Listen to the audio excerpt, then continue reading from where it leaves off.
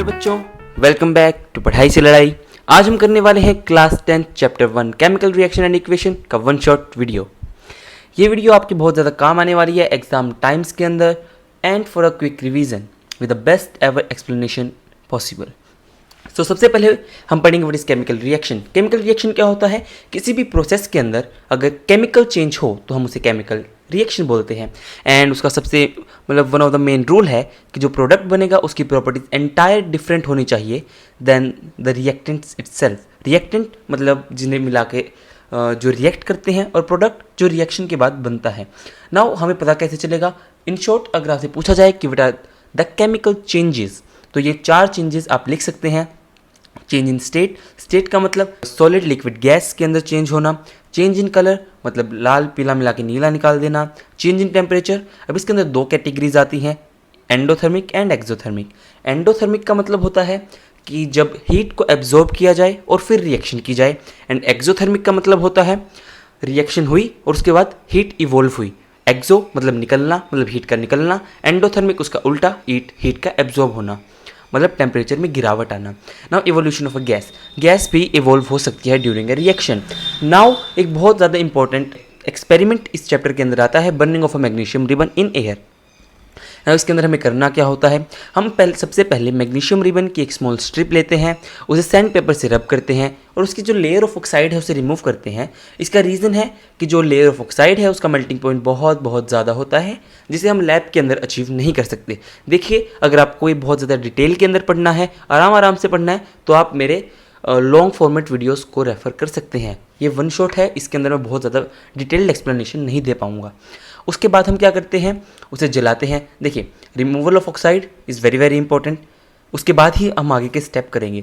हम उसे जलाएंगे और जो उसके एक सफ़ेद कलर की राख, वाइट ऐश मिलेगी, उसे हम चाइना डिश मतलब एक कटोरी के अंदर स्टोर कर लेंगे। अब एक क्वेश्चन आता है कि जो रिबन है वो किस कलर के साथ जलता है? तो आंसर है white colour with dazzling flame. इस फ्लेम को हम डेजलिंग फ्लेम बोलते हैं। ये इसका सेटअप है। आप देख सकते हैं बर्नर से मैग्नीशियम रिबन को जलाया जा रहा है और हमने इसे टोंग मतलब एक चिमटी से पकड़ा हुआ है और जो राख है उसे हम एक चाइना डिश मतलब एक कटोरी के अंदर इकट्ठा कर रहे हैं। अब जो सफ़ेद राख जो इकट्ठा हुई है वो होता है मैग्नीशियम ऑक्साइड। इसके बारे में हम और ज़्यादा अच्छे से पढ़ने वाले हैं। इसे हम मैग्नीशिया भी बोलते हैं।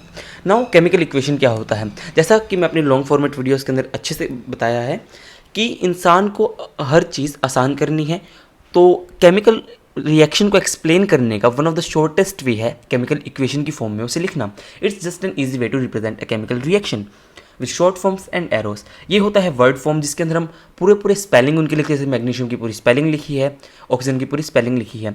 और एक होता है फॉर्मूला फॉर्म। फॉर्मूला मतलब जैसे मैग्नीशियम को मैं Mg से डिनोट करता हूँ, ऑक्सीजन को मैं O2 से डिनोट करता हूँ, मैग्नीशियम ऑक्साइड को मैं MgO से डिनोट करता हूँ, तो वो होता है फॉर्मूला। तो फॉर्मूला में लिखना उसे हम बोलते हैं फॉर्मूला फॉर्म। यहाँ पे स्पेलिंग थोड़ी गलत लिखी है, सॉरी फॉर दैट।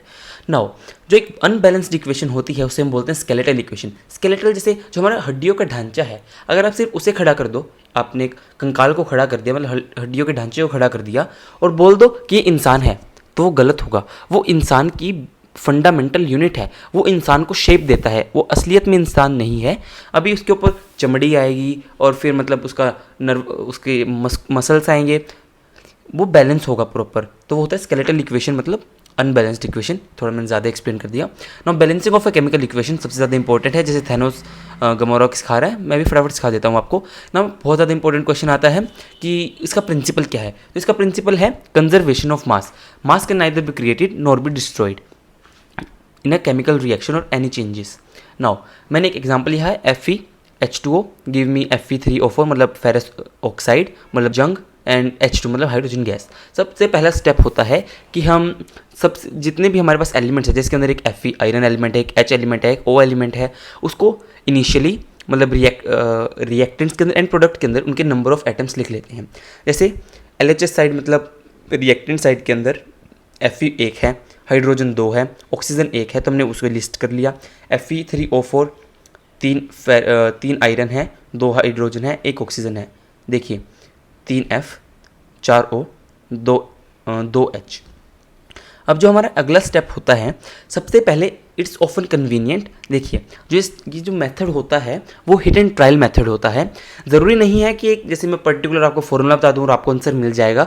कि इसके अंदर ये मल्टीप्लाई करो, ये डिवाइड करो, प्लस माइनस करके आपका ऐसे आंसर आ जाएगा। आपको ट्राई करते रहना पड़ेगा। ऑफन कन्वीनियंट, की बहुत ज़्यादा कन्वीनियंट वे है कि सबसे पहले हम उस कंपाउंड को चुनें जिसके अंदर सबसे ज़्यादा एटम्स हैं। तो इस केस के अंदर Fe3O4, और हम कह सकते हैं ऑक्सीजन एटम। देखिए O4, हम उस कंपाउंड को चुनते हैं या फिर उस एलिमेंट को चुनते हैं जो सबसे ज़्यादा यूज़ हुआ है। जैसे O इन दिस केस सबसे ज़्यादा बार यूज़ हुआ है। तो इनिशियली देखिए इन रिएक्टेंट एक H2O के अंदर था और इन प्रोडक्ट्स 4 था Fe3O4, ये O4। तो टू बैलेंस करने के लिए मैं रिएक्टेंट वाले में 4 से मल्टीप्लाई कर देता हूँ तो मुझे 4 4 इक्वल मिल जाएगा। तो देखिए मैंने H2O के आगे 4 लगा दिया, मतलब 4 टाइम्स ऑक्सीजन। अब जो अगला स्टेप है, हमने Fe and H are still not balance, तो हम उनमें से किसी को भी पिक कर सकते हैं बैलेंस करने के लिए। तो मैंने यहाँ पे हाइड्रोजन को पिक कर लिया। यहाँ पे मेरे पास था 2 इंटू 4 मतलब 8, 4 इंटू 2 8 मेरे पास रिएक्टेंट में थे और प्रोडक्ट में मेरे पास सिर्फ 2 H थे। तो उसको बैलेंस करने के लिए इस बार मैंने प्रोडक्ट में मल्टीप्लाई बाय 4 कर दिया, जैसे कि आप इस पार्शियल बैलेंस्ड इक्वेशन के अंदर देख ही पा रहे हैं। 4 हमने पहले स्टेप में यहाँ पे मल्टीप्लाई किया था और 4 इस स्टेप में मैंने मल्टीप्लाई कर दिया। अब अगला जो स्टेप है, मैं आयरन को बैलेंस कर देता हूँ। अब आयरन के में देखिए रिएक्टेंट में पहले 1 था और प्रोडक्ट के अंदर 3, तो मैं यहाँ पे आपको दिख ही रहा होगा कि मैं रिएक्टेंट वाले में 3 से मल्टीप्लाई कर दूंगा तो वो पूरी बैलेंस हो जाएगी। अब जो लास्ट स्टेप है, मतलब 5th स्टेप है, एक बार आप पूरे को करेक्टनेस चेक कर लीजिए कि जैसे कहीं आयरन को बैलेंस करते हुए ऑक्सीजन तो ख़राब नहीं हो गया, या फिर हाइड्रोजन को बैलेंस करते हुए आयरन की थोड़ी इम्बैलेंस तो नहीं हो गया। तो एक बार आप फाइनली भी चेक कर लीजिए। लेकिन मुझे पता है कि ये बैलेंस्ड है ना। जो सबसे लास्ट स्टेप है, जो कि बहुत बार बैलेंसिंग में नहीं भी काउंट होता, लेकिन ये बहुत ज़्यादा मतलब एक प्रोफेशनल वे कह सकते हो आप, बहुत ज़्यादा अच्छा वे है कि आप आयरन के साथ में उसकी स्टेट लिखें, वाटर के साथ उसकी स्टेट लिखें, ऑक्साइड के साथ में उसकी मतलब हर कंपाउंड के साथ में उसकी स्टेट लिखें कि मैंने लोहा था वो सॉलिड स्टेट में था, वाटर थी वो गैस की फॉर्म में थी। अब ये आप आने वाले चैप्टरों में आपको पता चलेगा कि गैस क्यों थी और मतलब किसके साथ हमें गैस चाहिए, किसके साथ हमें ठंडे पानी से काम चल जाता है और किसके साथ हमें हॉट वाटर यूज़ करना पड़ता है या फिर वार्म वाटर यूज़ करना पड़ता है। आगे वाले चैप्टरों की बातें हैं, ये मैं अभी नहीं बताता। और ये देखिए, ये कुछ एग्जांपल दिए मैंने। कार्बन मोनोऑक्साइड हाइड्रोजन के साथ रिएक्ट करके CH3OH मतलब मिथेनॉल। आपको नहीं पता होता मिथेनॉल क्या है, लेकिन मैं बताता हूँ। मिथेनॉल एक मतलब कार्बन का एक कंपाउंड है एल्कोहल कैटेगरी का, ये आप आगे पढ़ोगे 5th चैप्टर में आई थिंक। अब देखिए ये है हमारा फोटोसिंथेसिस का एग्जाम्पल। जो एरो होता है उसके ऊपर हम लिखते हैं कि इस कंडीशन रिक्वायर्ड है। जैसे देखिए प्लांट्स को अपना खाना बनाने के लिए सनलाइट एंड क्लोरोफिल चाहिए, तो इसे सनलाइट एंड क्लोरोफिल के बारे इस एरो के ऊपर लिखा है। उन्हें CO2 चाहिए एक्वस फॉर्म में, मतलब जो पानी वो एब्जॉर्ब करते हैं उसी के फॉर्म में, उसी के अंदर जो CO2 डिजोल्व है वो उसका ही यूज़ कर लेते हैं। एंड H2O मतलब पानी, देन C6H12O6 मतलब ग्लूकोज मतलब एनर्जी। यही एनर्जी है, जब हम खाना खाते हैं तो हम इसी ग्लूकोज के लिए खाना खा रहे हैं बेसिकली। ये ग्लूकोन डी वाला ग्लूकोज नहीं है, एक्चुअल वाला ग्लूकोज है। अब आता है टाइप्स ऑफ केमिकल रिएक्शंस ना। हमारे पास बहुत सारे टाइप्स होते हैं केमिकल रिएक्शंस के। सबसे पहले उसमें से कॉम्बिनेशन रिएक्शन, नाम से पता चल रहा है कॉम्बिनेशन मतलब मिलना। इसमें देखिए 2 या 2 से ज़्यादा चीज़ें मिलके एक चीज़ बनाती है और जनरली इसके अंदर मतलब हीट भी इवॉल्व होती है। काफ़ी केसेस में होता है, मैं ऐसे नहीं बोल सकता कि हर केस में होता है, लेकिन जनरल केस के अंदर हीट भी इवॉल्व होती है ना। यहाँ पर मैंने स्टार मार्क किया है क्योंकि बहुत ज़्यादा इंपॉर्टेंट रिएक्शन है। CaO जिसको हम क्विक लाइम बोलते हैं, मतलब कैल्शियम ऑक्साइड को मैं अगर पानी के अंदर डालता हूँ तो वो स्लेक्ड लाइम बनता है, मतलब CaOH ट्वाइस, और बहुत सारी हीट रिलीज होती है। देखिए बबल्स को आप हीट की भी मान सकते हैं। A+B gives me AB। देखिए आप ये नाम जो है ना, कैल्शियम ऑक्साइड को कोई कैल्शियम ऑक्साइड नहीं बोलेगा आपको टेक्स्ट बुक पे, ना कोई एग्ज़ाम के अंदर, सभी जगह आपको क्विक लाइम ही लिखा मिलेगा। तो इस चीज़ को आप अपने नोट्स के अंदर ज़रूर डालें, quick lime and this is called slaked lime. अब आगे है कि एक बहुत ज़्यादा इंपॉर्टेंट क्वेश्चन है जो एग्जाम में आने के पूरे चांसेस हैं। Why whiteness comes after 2 to 3 days after the white washing. अब सफ़ेदी कराते हैं घरों के अंदर, तो जो एक कंपाउंड लगाते हैं हम, जो वर्कर आते हैं वो एक कंपाउंड लगा के जाते हैं दीवारों के ऊपर, और एक स्टार्टिंग में वो थोड़ा पीला कलर का होता है, लेकिन 1-2 दिन बाद या 2 से 3 दिन बाद बहुत ज़्यादा वाइट कलर हो जाता है वॉल्स का। अब उसका रीज़न जानते हैं। तो जो कंपाउंड वो लगाते हैं, जो मटेरियल वो लगाते हैं, वो एक्चुअली होता है कैल्शियम हाइड्रोक्साइड मतलब स्लेक्ड लाइम। अब वो स्लेक्ड लाइम को दीवारों पे लगाते हैं। हमें पता है कि हवा के अंदर CO2 मतलब कार्बन डाइऑक्साइड होती है, और जो कार्बन डाइऑक्साइड होती है उसके साथ वो रिएक्ट कर जाता है हमारा स्लेक्ट लाइम, मतलब हमारा कैल्शियम हाइड्रोक्साइड, और वो फॉर्म करता है कैल्शियम कार्बोनेट को, मतलब CaCO3 को, जो कि वाइट कलर का होता है। अब आप समझ रहे होंगे कि जो हमें चाहिए था वाइट कलर, इसलिए हमने यूज़ किया ये कंपाउंड CaOH ट्वाइस, मतलब स्लेक्ट लाइम, और after some days 1 to 2 to 3 days हमें वाइट कलर मिल गया in the form of calcium carbonate, और हमारा मकसद था वाइटनेस लेके आना। तो वो हमारा टारगेट पूरा हो गया, हमें वाइटनेस मिल गई। 2 से 3 दिन लगे कार्बन डाइऑक्साइड से रिएक्ट होने में। अब देखिए यहाँ पे कुछ एग्जांपल्स लिखे हुए हैं एक्सोथर्मिक रिएक्शंस के।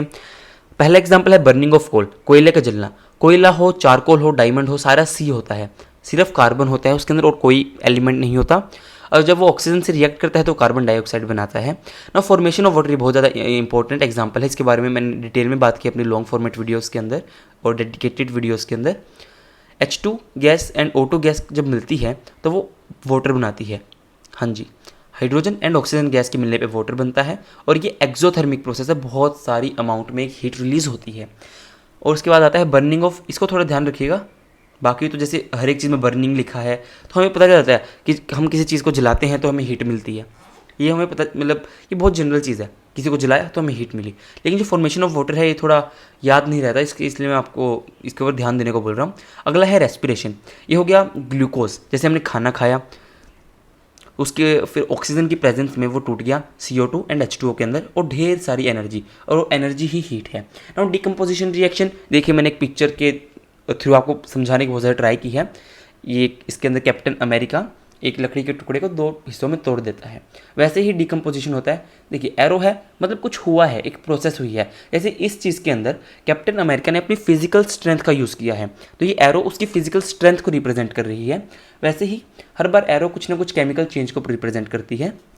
इसके अंदर जो पिक्चर है ये हमें बताती है कि जब हम किसी टेस्ट ट्यूब के अंदर किसी चीज़ को डाल रहे होते हैं तो उसे हमें कैसे बर्न करना चाहिए। एक तरीका हो सकता था कि मैं डायरेक्ट इसके टेस्ट ट्यूब को सीधा है, टेस्ट ट्यूब सीधी है और ये मेरे जो इसका धुआं निकलेगा वो डायरेक्ट मेरे नाक पे जाएगा। लेकिन क्या आपको लगता है वो करेक्ट वे है? आपको क्या पता कि इसके अंदर से क्या गैस निकलने वाली है? क्या पता वो कार्बन मोनोऑक्साइड हो? अगर आपको नहीं पता तो मैं बता देता हूँ, carbon monoxide is a very poisonous gas. तो आप अनकॉन्शियसनेस या फिर चक्कर आ सकता है, आप बेहोश हो सकते हो, मतलब that's not a correct way कि आप डायरेक्ट गैस को इनहेल कर लो, क्योंकि आपको नहीं पता कि उसमें से कौन सी गैस निकले, वो उसके साइड इफ़ेक्ट्स क्या हैं। तो हम उसे जलाते हैं थोड़ा टिल्ट करके, ताकि वो हमारे डायरेक्ट उसके जो फ्यूम्स हैं, मतलब जो उसका धुआं है या जो गैस इवोल्व हुई है वो हमारी नाक पर ना आए। हम उसे जरा सा वेव करके, मतलब अपना हाथों से उस धुएं को अपनी तरफ करते हैं और हल्की बहुत कम अमाउंट के अंदर उसको सूंघते हैं, और फिर हमें पता चलता है कि क्या चीज़, मतलब ये कौन सी गैस है। बहुत बार उसका स्मेल अलग होती है। जैसे जो ये रिएक्शन है FeSO4 हमें देती है Fe2O3 and SO2 and SO3 gas. देखिए इस चीज़ को एक बार आप रिएक्शन को दोबारा देख लीजिए, काफ़ी ज़्यादा इंपॉर्टेंट रिएक्शन है। इसके अंदर हमने फेरस सल्फेट के जो क्रिस्टल्स हैं, सॉलिड मतलब क्रिस्टल्स, उसको हीट किया और उसके बाद हमें फेरिक ऑक्साइड मिला। देखिए फेरस और फेरिक के अंदर फ़र्क क्या होता है? फेरस का मतलब है जो उसकी जो पावर कह लो, ऑक्सीडेशन नंबर कह लो। अगर आप ऑक्सीडेशन नंबर नहीं पता क्या होता है, रेडॉक्स रिएक्शन वाली मेरी वीडियो देख के आइए। और मतलब ऑक्सीडेशन नंबर बोल लो, या फिर जो उसके ऊपर पावर होती है ना, बेसिकली सिंपल लैंग्वेज में अगर मैं बोलूँ, एक कंपाउंड आयनिक स्टेट में जो उसके ऊपर पावर होती है, जैसे Fe+2 होता है और Fe+3 होता है। तो Fe+3 वाले को हम फेरिक बोलते हैं और Fe+2 वाले को हम फेरस बोलते हैं। देखिए यहाँ पे Fe+2 वाला है और यहाँ पे +3 वाला है, तो फेरिक फेरस। और SO2 gas and SO3 gas release होती है, sulphur dioxide and sulphur trioxide. अब देखिए ये बहुत ज़्यादा इंपॉर्टेंट स्लाइड है, इसमें मतलब मैंने कोई पिक्चर इंक्लूड नहीं किया, लेकिन बहुत ज़्यादा इन्फॉर्मेशन देने की ट्राई की है। फेरस सल्फेट का जो क्रिस्टल्स होते हैं वो होता है ग्रीन कलर का FeSO4 और उसके साथ 7H2O लगा होता है ना। 7H2O का मतलब क्या है? अब जो एक कंपाउंड है FeSO4, एक होता है लैटिस नाम की चीज़। लैटिस का मतलब होता है, अगर मैं बहुत ज़्यादा उसके मोलिकुलर फॉर्मूले में जाऊँ, जैसे एक आपका घर बना हुआ है, घर आपका बना हुआ है ईंटों से, तो जो एक ईंट है वो एक प्राइमरी यूनिट है, मतलब एक एक ईंट को जोड़ के आपका घर बना। तो वैसे ही एक लैटिस ऐसी चीज़ है जिसको जोड़ जोड़ के एक पूरा क्रिस्टल बना। I will repeat my self, एक घर है, एक एक ईंट को जोड़ा और एक घर बना, तो उसकी जो प्राइमरी चीज़ हुई वो हुई एक ईंट, क्योंकि वो एक ईंट ही बार बार रिपीट हो के उसने आपको एक घर की शेप दी है। वैसे ही जो क्रिस्टल होता है उसकी जो बेसिक प्राइमरी यूनिट है वो है एक लैटिस, और वो लैटिस ही बार बार रिपीट हुआ। जैसे एक ईंट के ऊपर मैंने एक और ईंट रखी, साइड में ईंट रखी, करते करते एक दीवार बनी, वैसे ही एक लैटिस को मैंने साइड में रखा, उसके साइड में एक लैटिस, ऊपर लैटिस, साइड में लैटिस, तो सारा करते करते मेरे पास एक क्रिस्टल बना। तो जो एक लैटिस है वो FeSO4 के साथ साथ उसके ऊपर 7 H2O के मॉलिक्यूल्स भी लगे होते हैं। देखिए मैं आपको बहुत ज़्यादा मतलब हाई लेवल की चीज़ भी साथ साथ में बताता जा रहा हूँ। जैसे लैटिस के बारे में आपका टीचर कभी आपसे बात ही नहीं करने वाला, मैं आपको पहले बता देता हूँ। लैटिस के बारे में कोई बात नहीं करता क्योंकि उनको लगता है कि बच्चे समझेंगे नहीं, लेकिन मेरा मानना है कि अगर आप अच्छे से पढ़ा सकते हो तो बच्चे ज़रूर समझेंगे।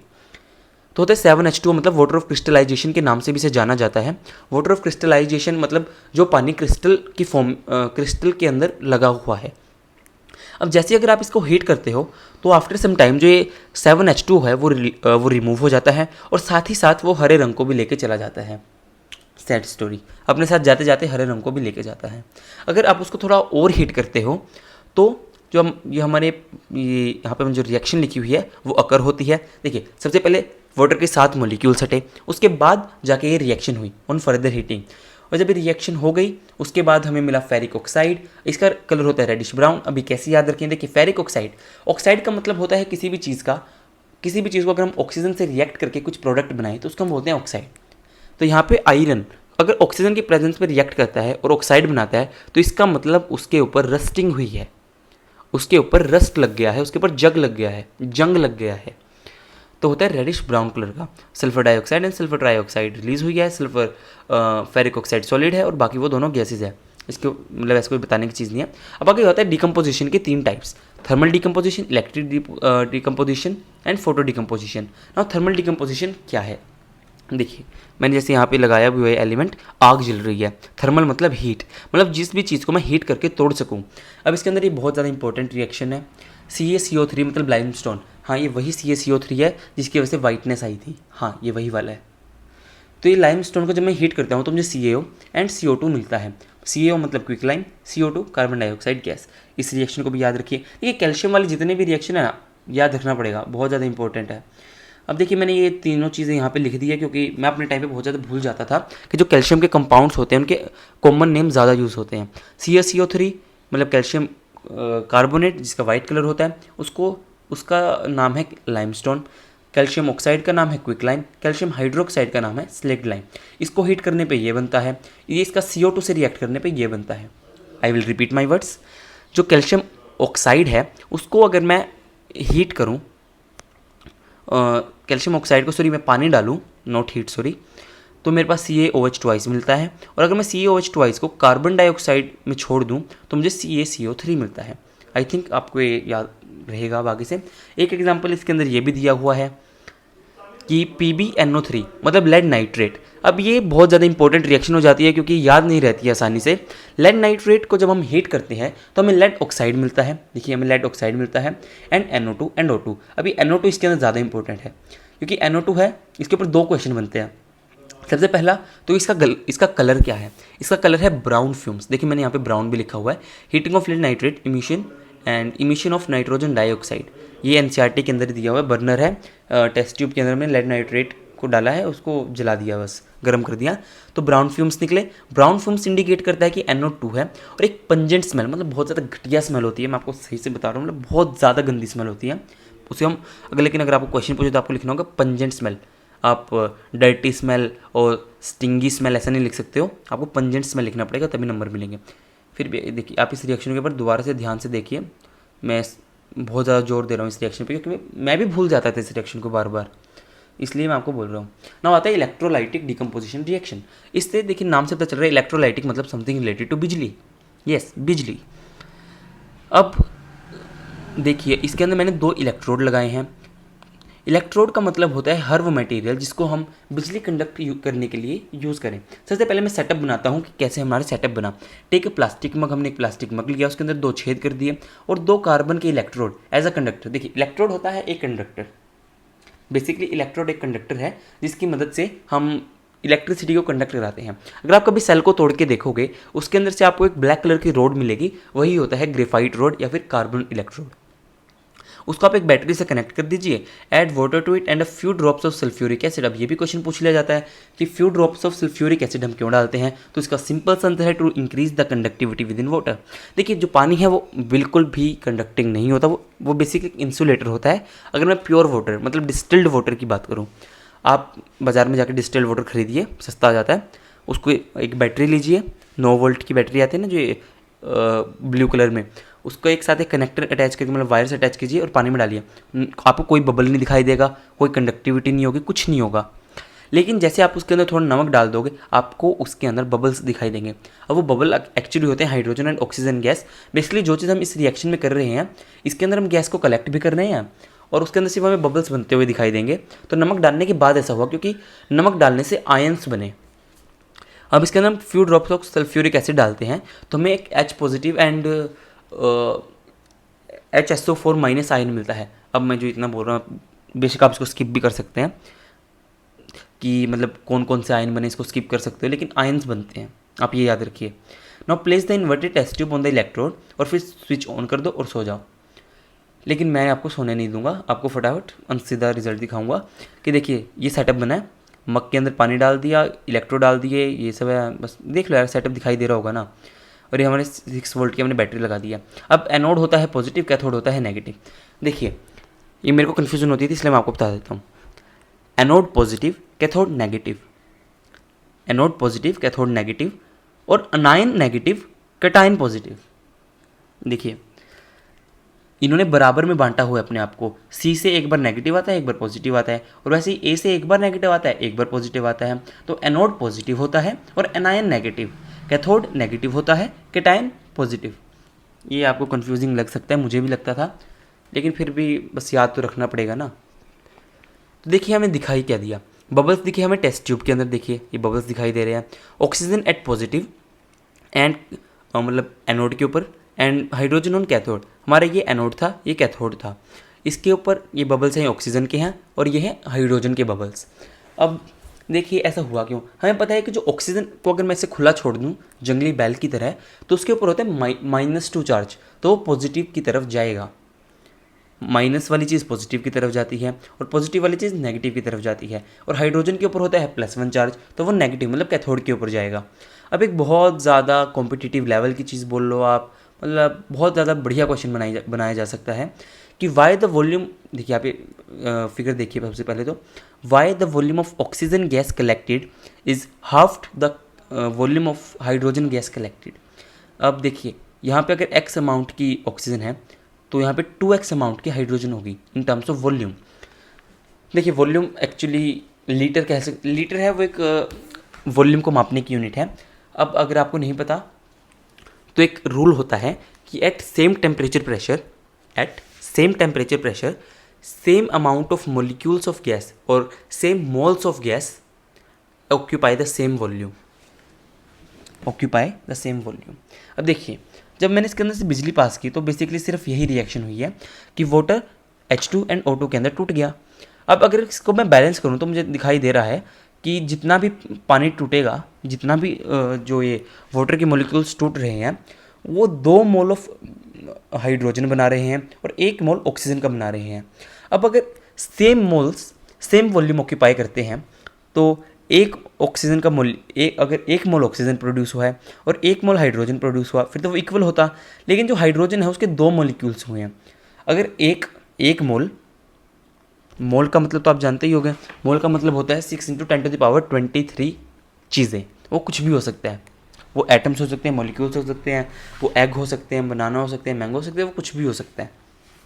तो अगर 1 मोल x अमाउंट को ऑक्यूपाई करता है तो 2 मोल 2x अमाउंट को ऑक्यूपाई करेंगे। As simple as that. देखिए थोड़ा लंबा टॉपिक है डिकम्पोजिशन रिएक्शन, अगर बहुत ज़्यादा डिटेल में आपको पढ़ना है तो मैंने 25 मिनट की एक वीडियो यूट्यूब पे डाली हुई है, आप उसे भी देख सकते हैं ना। फर्स्ट ऑफ ऑल अभी पता कैसे चलेगा गैस कौन सी निकली है, ये तो बता दो भैया। तो सबसे पहले देखिए हमने उसको रिवर्ट करेंगे, मतलब उस जो हमने टेस्ट ट्यूब लगाई थी उसको उठा के वापस बाहर निकालेंगे, लेकिन ध्यान से कि उसकी जो गैस है सबसे पहले तो स्विच ऑफ कर लेना प्लीज़, और उसके बाद जो गैस है वो निकल ना पाए, ध्यान रखना। उसके बाद एक बर्निंग कैंडल उसके पास लेके जाएंगे टेस्ट ट्यूब के माउथ के ऊपर। अब उसके बाद 3-4 केसेस पॉसिबल हैं। सबसे पहला तो अगर उस गैस से कैंडल बुझ जाए तो मतलब CO2 है। अगर वो गैस की फ्लेम इंक्रीज हो जाए तो इसका मतलब O2 है। गैस अगर पॉप साउंड क्रिएट करे तो इसका मतलब H2 है।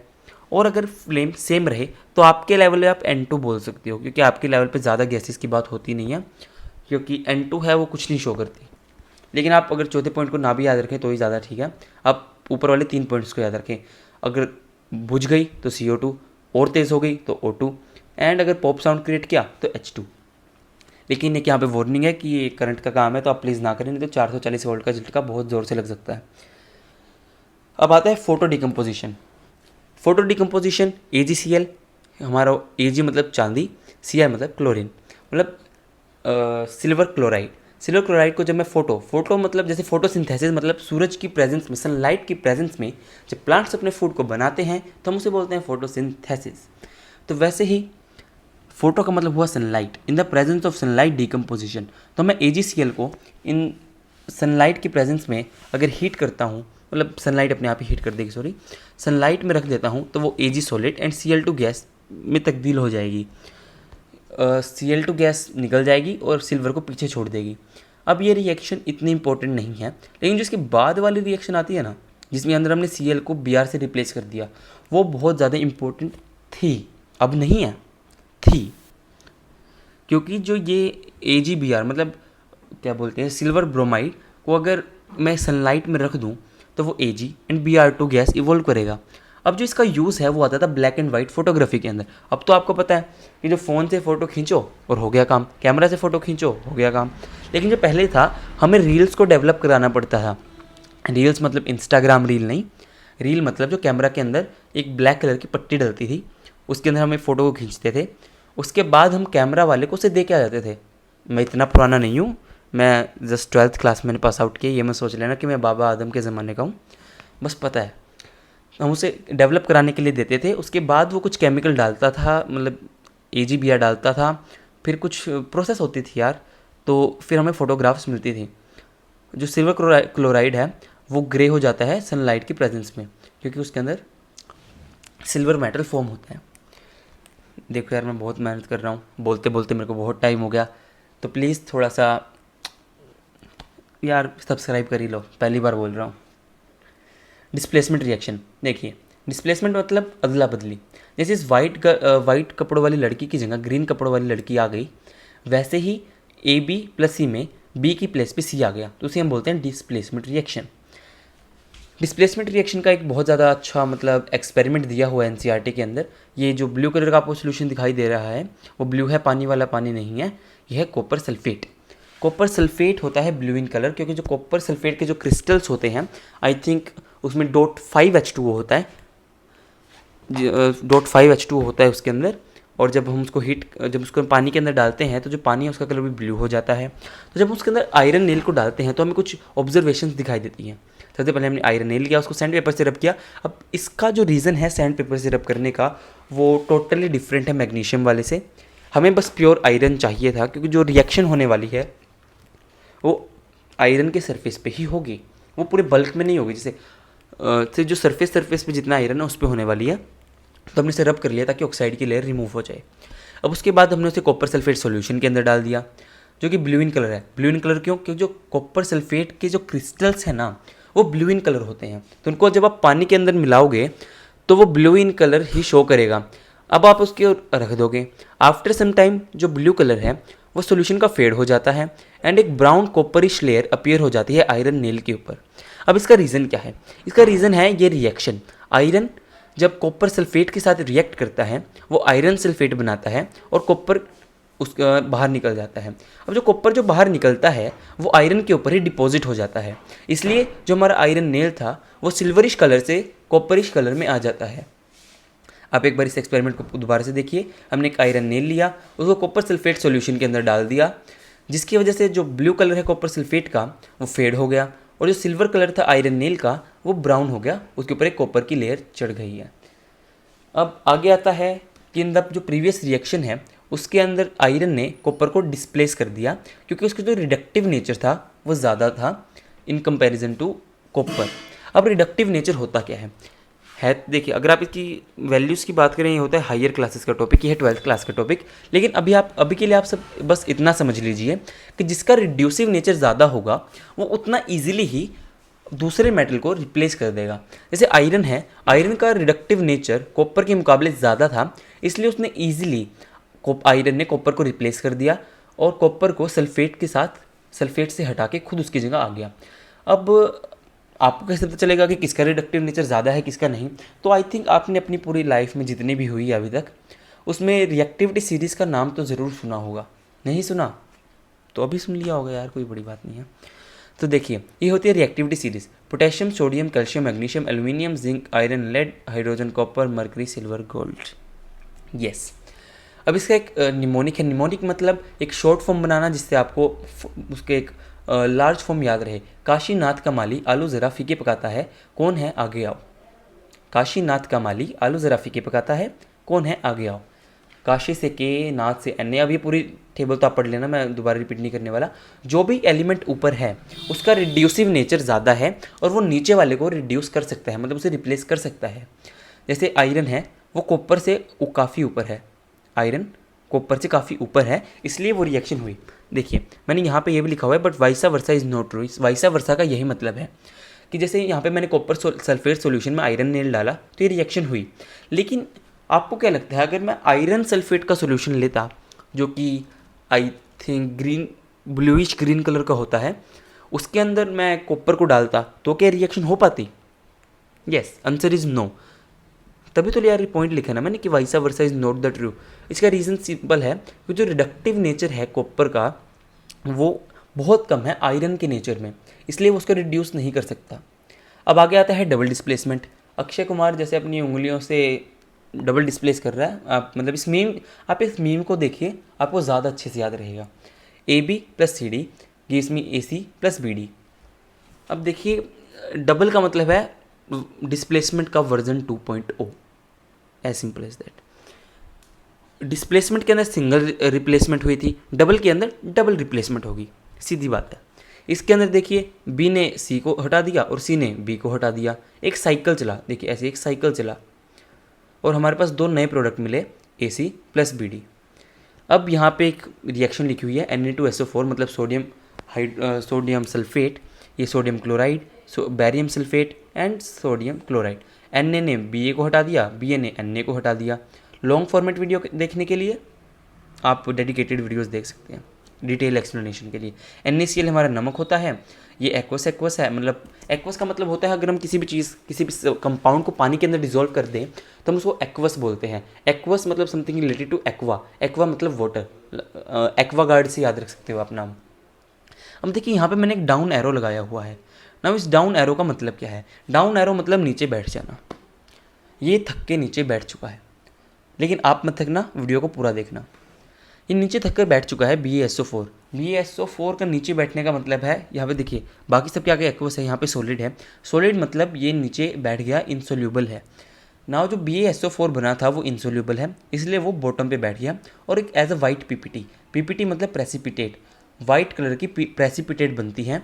और उस रिएक्शन जिसके अंदर पीपीटी बनती है उसे हम पीपीटी रिएक्शन या फिर प्रेसिपिटेट रिएक्शन बोलते हैं। ये भी काफ़ी मतलब फेमस टाइप ऑफ रिएक्शन है। नाउ हमारे पास आया रेड ओक्स, मतलब लाल जंगली बैल। ये है इसका हंसी मजाक का नाम, जब तक आप इसके बारे में नहीं पढ़े थे। लेकिन अब आपको मैं इसके बारे में पढ़ाने वाला हूँ कि इसका केमिकल फॉर्मूला क्या है, मतलब इसको केमिस्ट्री की लैंग्वेज में इसका मतलब क्या है। रिडॉक्स का मतलब है reduction and oxidation. Now reduction का मतलब है gain of hydrogen, removal of oxygen, decrease in oxidation number. अब ये थोड़ी बात आपके लिए नई लग सकती है अगर आपने मेरी प्रीवियस वीडियो को नहीं देखा है। Gain of hydrogen, removal of oxygen, और ये उसका जस्ट उल्टा, ऑक्सीडेशन मतलब gain of oxygen, removal of hydrogen and increase in oxidation number. अब इसका याद कैसे रखा जाए, आप ये देखिए। आपको इतना तो पता होना चाहिए कि रिडक्शन जस्ट उल्टा है ऑक्सीडेशन के, and वाइसा versa is also true, मतलब ऑक्सीडेशन भी रिडक्शन का उल्टा है। ऑक्सीडेशन मतलब ऑक्साइड बनना, ऑक्साइड मतलब ऑक्सीजन से रिएक्ट करना, मतलब ऑक्सीजन को ऐड हो जाएगा उसके पास। किसी कंपाउंड में जब ऑक्सीजन जुड़ेगा तभी तो ऑक्सीडेशन होगा ना, तो ऑक्सीजन जुड़ेगा, और अगर इसके अंदर ऑक्सीजन जुड़ा है तो इसमें से हटेगा। देखिए रिडक्शन और ऑक्सीडेशन यूजुअली पेयर्स के अंदर ही अकर होते हैं। रिडक्शन हुआ है तो ऑक्सीडेशन भी होगा, तभी रिडॉक्स रिएक्शन हम उसे बोलते हैं। तो यहाँ पे गेन ऑफ ऑक्सीजन हुआ, तो यहाँ पे रिमूवल ऑफ ऑक्सीजन हो गया। अब यहाँ पे रिडक्शन का अगर आप हायर क्लासेस में मतलब समझोगे तो वो एक्चुअली गेन ऑफ हाइड्रोजन होता है। अगर आप ऑर्गेनिक केमिस्ट्री +1 या +2 में पढ़ोगे तो उसका मतलब ही गेन ऑफ हाइड्रोजन होता है। किसी भी चीज़ को रिड्यूस करना मतलब हाइड्रोजन लग जाना। तो यहाँ पे लगा है तो यहाँ पे रिमूव हो जाएगा। अब देखिए ऑक्सीडेशन नंबर नाम की एक चीज़ होती है, मैं आपको इसका ओवरव्यू दे दूंगा नेक्स्ट स्लाइड पे। तो रिडक्शन मतलब कम होना, तो मतलब वो डिक्रीज़ होगा ऑक्सीडेशन नंबर, और उसका जस्ट अपोजिट ऑक्सीडेशन मतलब ऑक्सीडेशन नंबर का बढ़ना। Now what is oxidation number? Actually redox reaction नाम का एक आपको चैप्टर मिलता है क्लास 11th के अंदर। उसके अंदर आप ऑक्सीडेशन नंबर को काफ़ी अच्छे से पढ़ते हो, लेकिन तुम्हारा भाई है ना, वो तो आपको सब कुछ बता देगा। अभी के लिए बस तुम इतना समझो कि जो आयनिक स्टेट में एलिमेंट पर जो भी चार्ज होता है वो ऑक्सीडेशन नंबर कहलाता है। Now let me explain it in very detail manner. कि जैसे नमक है NaCl, अगर मैं उसको पानी के अंदर डालता हूँ तो आपको मिलेगा Na+ एंड Cl-। Na+ के ऊपर जो प्लस चार्ज है Na+, तो वो +1 है ना, वो उसका ऑक्सीडेशन नंबर है। और जो Cl-1 है तो -1 Cl का ऑक्सीडेशन नंबर है। जैसे जो BaSO4 है, अगर वो टूट जाता है, देखा जाए तो BaSO4 सोल्यूबल नहीं है, जैसा कि हमने इसके अंदर इस पेज पे देखा BaSO4 is not soluble. But ये समझो आप 1000 में से 1 या 2 मॉलिक्यूल तो होता ही है ना। एक देखिए केमिस्ट्री में कुछ भी 100% ट्रू नहीं है, ये मैं आपको पहले ही बता देता हूँ। आइडियल चीज़ कुछ भी नहीं है। अगर मैं बोल रहा हूँ इनसोल्यूबल तो उसका मतलब है ना के बराबर सोल्यूबल, कुछ परसेंट सोल्यूबल हो सकता है। तो जो BaSO4 है वो Ba+2 में टूटेगा और SO4-2 के अंदर टूटेगा। तो जो +2 है वो Ba का ऑक्सीडेशन नंबर है और जो -2 है वो SO4 का ऑक्सीडेशन नंबर है। नाउ ये एग्जांपल है। अगर मैं इसको आपको स्टार्टिंग के 2 जो मैंने लिखे थे ना, gain of oxygen and removal of hydrogen, ये वाले उनसे समझाता हूँ। देखिए यहाँ पे ऑक्सीजन था, हट गया, कॉपर ऑक्साइड से कॉपर बन गया। ऑक्सीजन था यहाँ पे नहीं है, तो इसका मतलब ये रिड्यूस हो गया, रिमूवल ऑफ ऑक्सीजन। और यहाँ पे H2 अकेला है, इसके साथ ऑक्सीजन जुड़ गया, तो इसका मतलब ये इसका ऑक्साइड बन गया। इसका मतलब क्या है, ये ऑक्सीडेशन हुआ है। बट मैं इस तरीके को बहुत अच्छा नहीं मानता, टू बी ऑनेस्ट। मुझे लगता है कि ऑक्सीडेशन नंबर के वे से ही आपको इसे सीखना चाहिए। तो ऑक्सीडेशन नंबर से आप इसे कैसे सीखोगे? देखिए ऑक्सीजन होता है -2। अब -2 को बैलेंस करने के लिए कॉपर को +2 होना पड़ेगा, क्योंकि ओवरऑल पूरा 0 है। और जो भी चीज़ अपने आप से ही जुड़ी होती है वो 0 होती है, या किसी से भी ना जुड़ी हो वो भी 0 ही होती है। देखिए कुछ लोग होते हैं जो बुरी संगत में जाके नेगेटिव हो जाते हैं, कुछ लोग होते हैं जो अच्छी संगत में जाके और पॉजिटिव हो जाते हैं। लेकिन जो सिर्फ खुद के साथ रहता है या फिर किसी के साथ भी नहीं रहता या सिर्फ खुद जैसों के साथ रहता है, उसका कुछ नहीं होने वाला। मैं पहले ही बता देता हूँ, आपको दूसरे के साथ इंटरेक्ट करना पड़ेगा। मैं आपको समझाने का एक तरीका ढूंढ रहा हूँ। देखो हाइड्रोजन सिर्फ खुद के साथ है, इसकी कोई डेवलपमेंट नहीं होने वाली, तो डेवलपमेंट है 0। कॉपर है, इसकी डेवलपमेंट है 0, क्योंकि अकेला ही है यार, ये कुछ कर ही नहीं रहा। अब H2O है, अब इसमें से लकीली हाइड्रोजन की प्लस में डेवलपमेंट हो गई, ऑक्सीजन की -2 में डेवलपमेंट हो गई। इसमें कॉपर प्लस में डेवलपमेंट कर गया, ऑक्सीजन माइनस में डेवलपमेंट कर गया, मतलब रिटार्डेशन कह सकते हैं हम, कर गया। तो यहाँ पे देखिए +2 से 0 पे गया, नंबर रिड्यूस हुआ है, तो ये हुआ रिडक्शन। और ये 0 से +1 पे चला गया हाइड्रोजन, तो ये हुआ है ऑक्सीडेशन। ये टॉपिक मैंने आपको काफ़ी डिटेल में पढ़ा दिया है।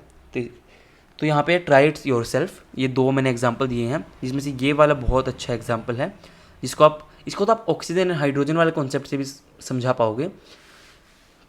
एक्चुअली मैंने ये एग्जांपल इसलिए दिया है क्योंकि इसके अंदर ऑक्सीजन का तो ट्रांसफ़र हुआ है, लेकिन इसके अंदर हाइड्रोजन का कुछ ट्रांसफ़र वगैरह नहीं हुआ है, तो आपको थोड़ा प्रॉब्लम हो सकती है थोड़ा समझने में, फिर भी ट्राई करना। और ये वाला तो आप ऑक्सीजन एंड हाइड्रोजन की अदल बदली से समझा ही नहीं पाओगे, इसलिए मैं बोलता हूँ ऑक्सीडेशन नंबर आप समझ लीजिए। अब अगला जो हमारा टॉपिक है इफेक्ट, जो हमारा लास्ट टॉपिक आज की वीडियो का, effect of oxidation in daily life, corrosion and rancidity. जो कोरोजन है वो उसका सीधा साधा मतलब है रस्टिंग होना। आयरन के केस में हम उसे रस्टिंग बोल देते हैं और बाकी के केसेस में हम उसे कोरोजन बोल देते हैं। देखिए when a metal, mark my word, metal is attacked by the substance around it in such as the moisture, acid etcetera. जैसे देखिए मॉइस्चर कहाँ से आया, जब बारिश होती है, जैसे आपने लोहे की रोड को ऊपर छत पे फेंक दिया, तो उस मतलब फेंकता तो कोई नहीं है, रखे रहते हैं, तो मॉइस्चर जब बारिश हुई कभी, तो मॉइस्चर वहाँ से मिल गया उसे। और हमें पता है कि जो रेन होती है ना वो एसिड रेन आ रही है, इतना पोल्यूशन हो गया कि वो एसिड रेन आ रही है, तो उसके अंदर कुछ परसेंट एसिड होता है। और अगर पोल्यूशन ना भी हो तो भी कुछ परसेंट तो एसिड रहेगा ही रहेगा। तो जो एसिड है वहाँ से आ गया, ये दो कंडीशन फॉलो हो गई है। अब वो पड़े पड़े उसके ऊपर रस्टिंग कर देता है, जिसे हम नॉर्मल वर्डिंग में कोरोजन बोलते हैं। Simply the process of getting corrode is called corrosion. Choroid से कोरोजन। अब देखिए कॉपर होता है ब्राउन कलर का, ब्राउनिश कलर, कुछ कुछ इस तरीके का कलर होता है कुछ कुछ, लेकिन वो आफ्टर कोरोजन वो ग्रीन हो जाता है। इसका बहुत अच्छा एग्जाम्पल है, बहुत फेमस एग्जाम्पल है to be more precise, statue of liberty.